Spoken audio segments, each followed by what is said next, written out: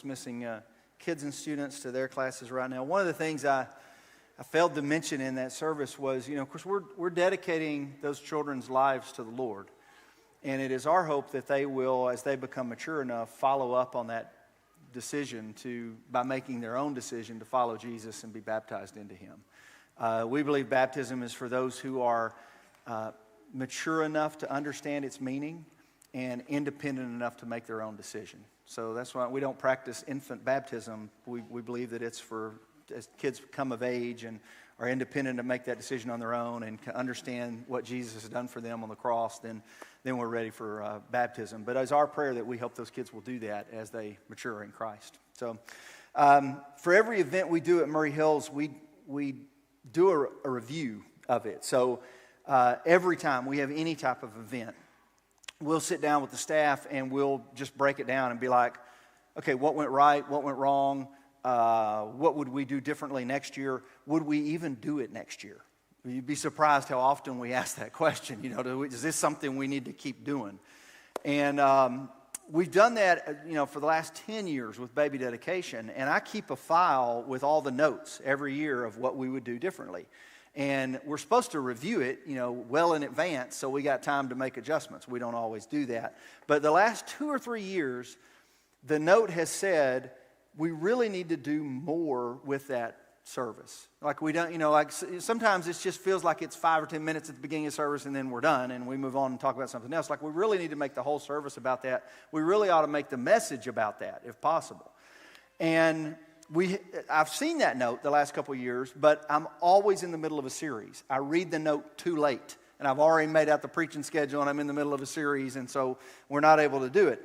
This year, it just so happened that I just wrapped up a series last Sunday, and I was able to postpone the series that's going to start next Sunday. It's going to be on the Sermon on the Mount, and so I can actually do a message to parents today, and so that's what we're doing, and I've creatively titled it, Message to Parents.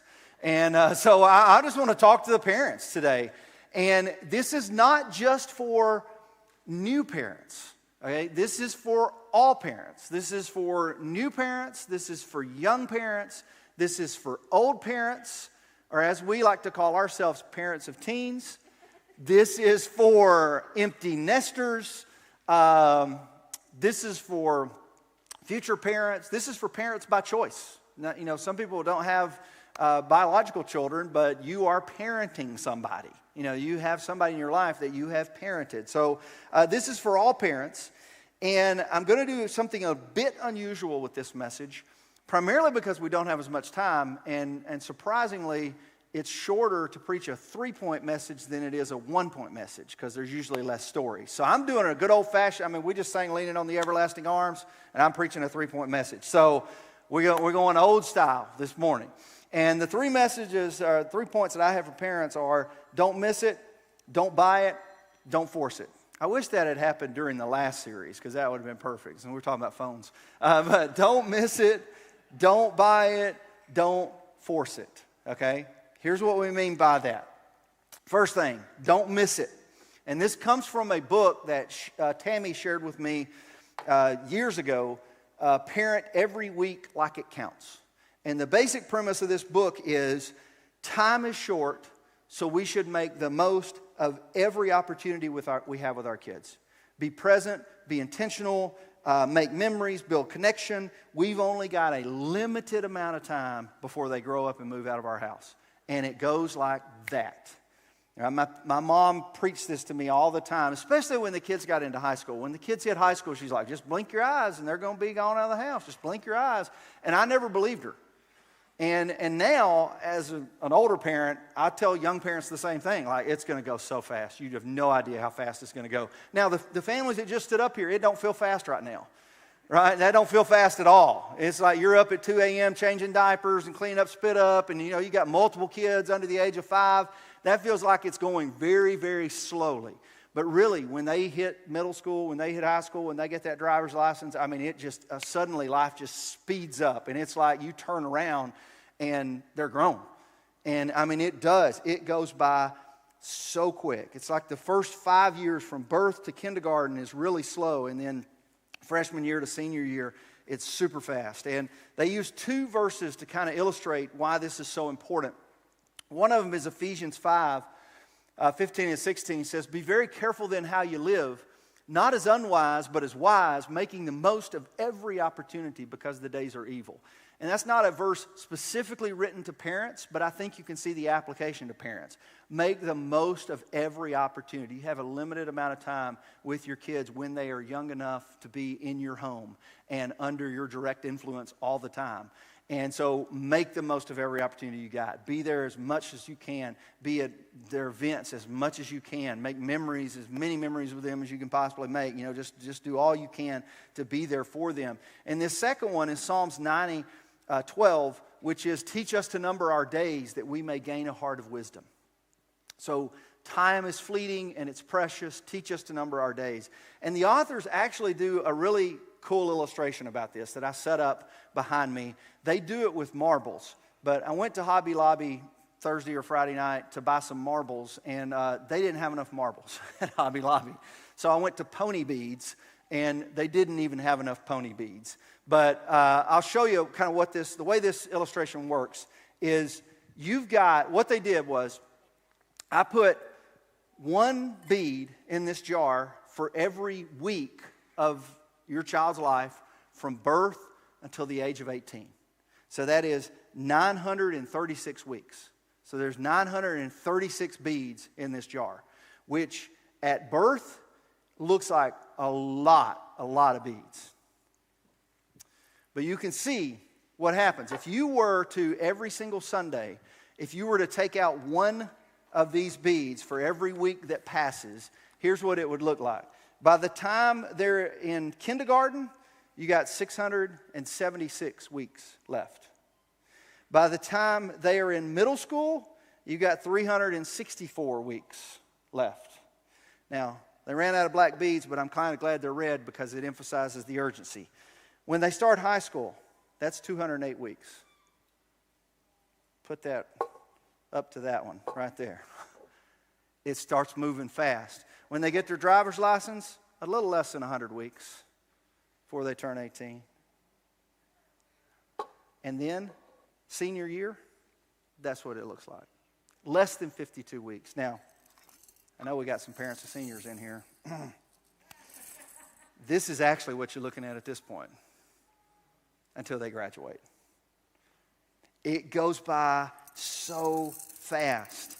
And this is a great visual illustration of just how quickly it goes by. It gets your attention, and that's the whole reason for the illustration, is it's meant to get our attention and spend as much time as possible with your kids while you have them in the house with you. Be as intentional as you can possibly be with them. Go to the ball games. Go to the dance recitals. Take them to church. Take them fishing. Take them hunting. Teach them how to be a young man. Teach them how to be a young woman. I mean, you only got a limited amount of time, so don't miss it. Here's the second point. Don't buy it. This is going to sound like a contradiction, and that's not what I'm intending it to be. This is a great illustration. I love this illustration. It really kind of drives home the point of how precious and fleeting time really is. But as a parent of 2 kids over the age of 18, I will also tell you, don't buy it. And what I mean by that, I mean absolutely be there, be present, be for everything.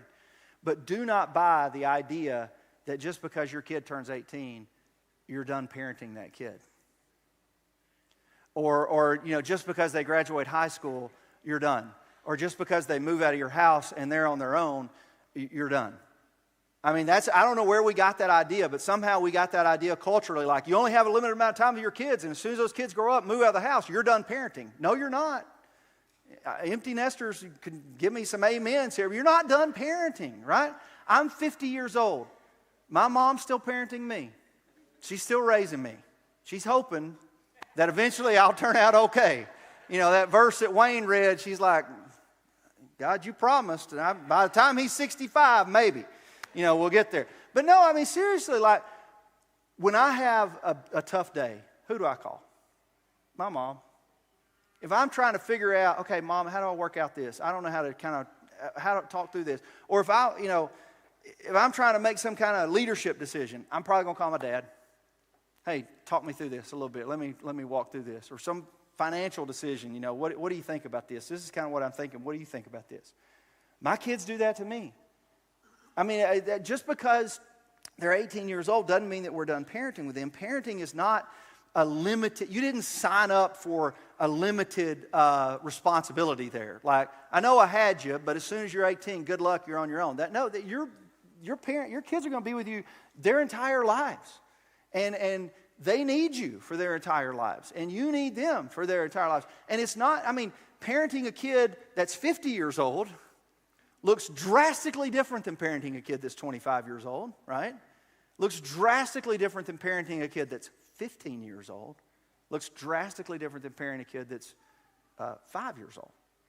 And the way I like to describe it is, when they're 5 years old, you got control and you got influence. You really got absolute control. They don't want to do something? Tough. You're 5 years old. You're doing it, right? And you've got influence too, because you just make them do whatever you want to do. But as they mature, as they become teenagers, your control starts to decrease, right? And you think, and that's what the battle of teenagers is over. They want more control over their lives. You still want to treat them like they're 5. So that's why when they're saying, no, I ain't going to go. And you're like, yeah, you are going to go.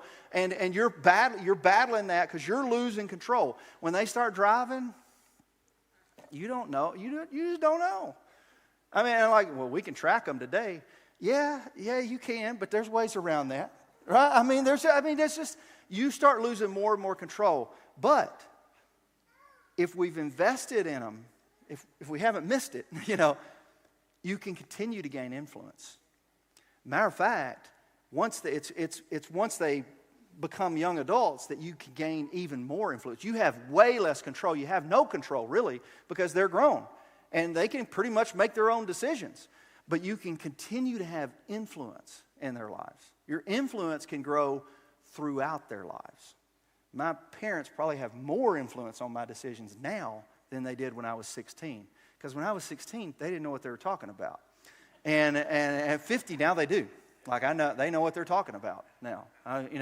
And so your influence can continue to grow. So I'm just saying, don't buy it that it's over at a certain point.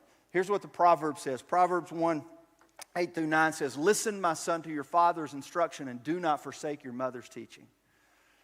There's no time limitations on that. That's something we want to do throughout our entire lives. And so you still have a role. This one kind of goes, this is my last point. This one kind of goes along with the last one. And it's kind of a warning. But don't force it. Don't force it. This one becomes super important as they get older.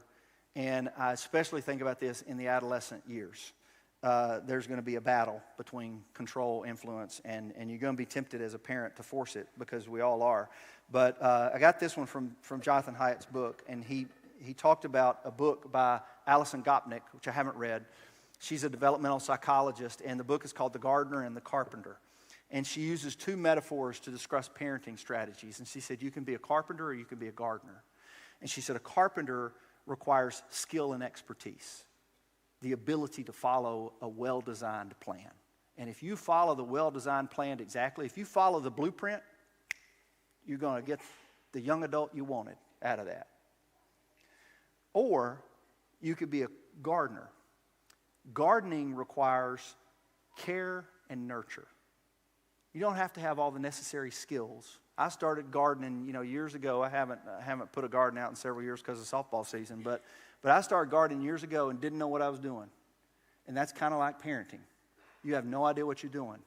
But if you just give them some water, keep the weeds away, keep the invasive species away, help guide them, with every season, you learn a little bit more. As you're growing tomatoes, with every season, you learn a little bit more. And you learn, I'm going to have to tie these up a little bit, so they're going to need some support here, because otherwise they're not going to survive. And so that gardening metaphor is where we're trying to provide. This is not about specific outcomes. This is not following a set of blueprints with precision. This is about providing a healthy environment so they can grow. and embracing the unique traits that each of them has and the way in which they grow. And the way he talks about it in the book, which I'd never thought of before, but he said, parenting really wasn't a widely used term until about the 50s.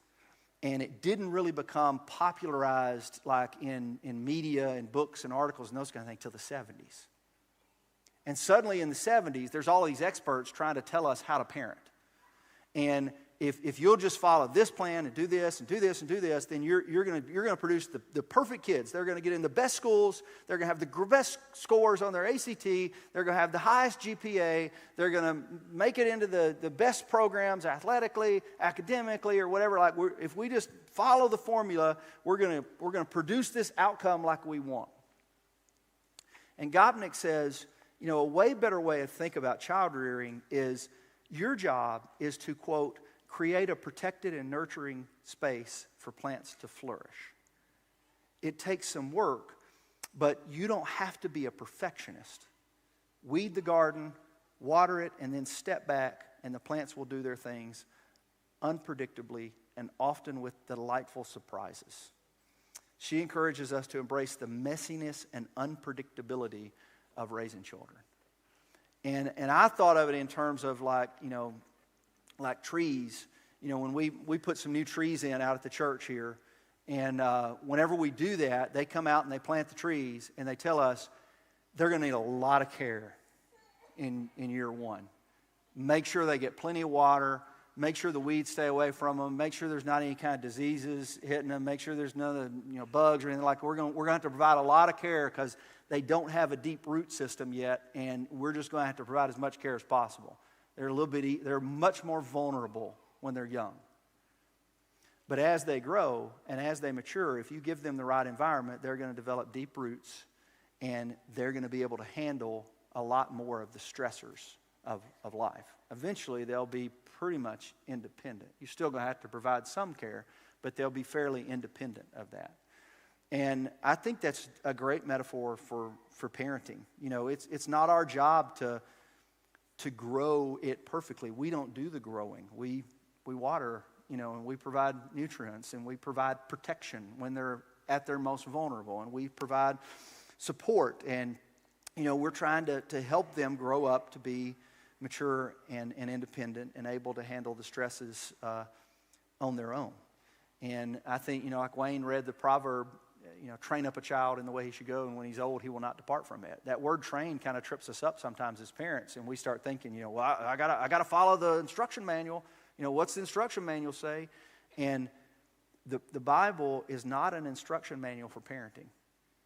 There are definitely some verses in there that are directed to parents and teach us, fathers, do not exasperate your children. And, there are things that teach us how to train up our children in the right way. I mean, there's absolutely verses about that. But it's not an instruction manual on how to raise perfect kids or how to raise kids that are really smart or how to raise kids that are going to get into the best schools. That's kind of a Western mindset. The Bible is about how to raise kids that are going to trust the Lord. And it starts with you trusting the Lord. So it's all about trust. It's not about outcomes. It's about trust, and it's about revealing there's a God that loves us, and we can trust Him. And as we grow into our own faith and mature into our own beliefs, we can trust that God. So that's my points. Don't miss it. Don't buy it. And don't force it. All easier said than done. Let's pray. Father, I'm thankful that you give us the gift of children. And none of us know what we're doing when we have kids. And we grow with them as they grow. And so I pray you help us to be mindful of that and to cut ourselves a little bit of slack when it comes to, we're not going to know all the answers. And to give ourselves permission to not be so constantly comparing our kids to other people's kids. Or comparing our parenting style to other people's parenting style. Just help us to put our trust in you and help us to be the type of fathers and mothers that you've called us to be. And help us be the type of grandfathers and grandmothers you've called us to be, and to just model what it means to put our trust in you. And I pray all this in the name of your Son, Jesus. Amen. Few things as we're heading out the door. Contribution is right there, and if you're giving with physical checks, you can use the boxes that are around the room. If you're giving electronically, just go to murrayhills.com/give, and that's the quickest way. That's got all the links and stuff in there. There is a table in the lobby when you came in the front lobby, for Keep Hope Alive. Keep Hope Alive is a spring fundraising event that the Hope Center is doing. The money stays with our center, and it's an online raffle. It's April 4th. You can buy tickets for $100. So if you want to buy a ticket for $100, that money stays with Hope Center Columbia, and that table's out in the lobby. And then last thing, we got to talk Easter. It's 6 weeks away, 7 weeks away, something like that. But our schedule this year is going to be 8 a.m., 9:30 a.m., and 11 a.m. This is probably the last Easter that we're going to have only Sunday morning services, but we think we can still fit everybody in on the 3 morning. So 8, 9:30, 11. We'll have kids ministry for both of those times. Student ministry will stay in the 11, like always. And up at the very top, it says serve one, attend one. That's the most important thing we need right now for Easter is if you're going to worship at the 8, would you stay over and serve at the 9:30? If you're going to serve at the 8, stay over and worship at the 9:30. And none of you are going to do that. I don't know why I'm saying that. I'm still doing the 9:30 announcement. If you're going to worship at 9:30, stay over and serve at 11. If you're going to worship at 11, come early at 9:30 and serve. 9:30 is actually our biggest service usually on Easter, and that's where we need the most help. So if you're going to worship at 11, just on that Sunday say, hey, I can come. I'll do greeters at 9:30, and then I'll worship at 11. That's what we need. And we'll talk. And that we're talking safety team, greeting, children's ministry, tech team. I mean, there's several opportunities for serving on Easter. So next Sunday, we're going to kick off a series on the Sermon on the Mount, and we'll be in the Beatitudes. So if you want to read Matthew 5 on the Beatitudes, if you want to read those before next Sunday, that's where we'll be going. And otherwise, have a great rest of the day. We'll see you next Sunday.